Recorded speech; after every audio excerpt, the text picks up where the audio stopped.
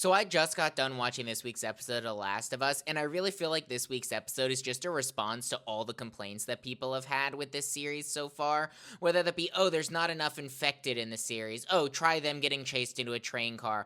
Oh, this show isn't gruesome enough. Try people literally hanging from the ceiling with their intestines hanging out. Oh, there isn't enough heart in this series. Try Dina telling Ellie that she's pregnant.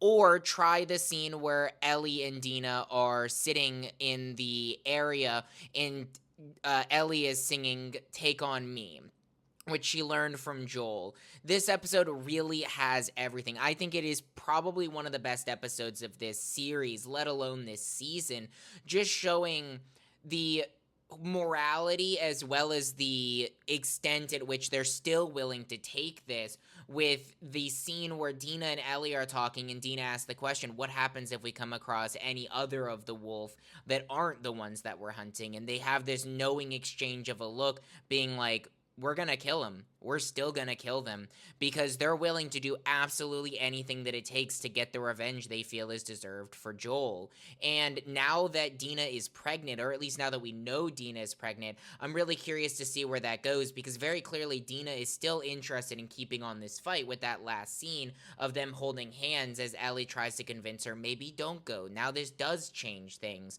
But Dina's like, no, we're doing this together.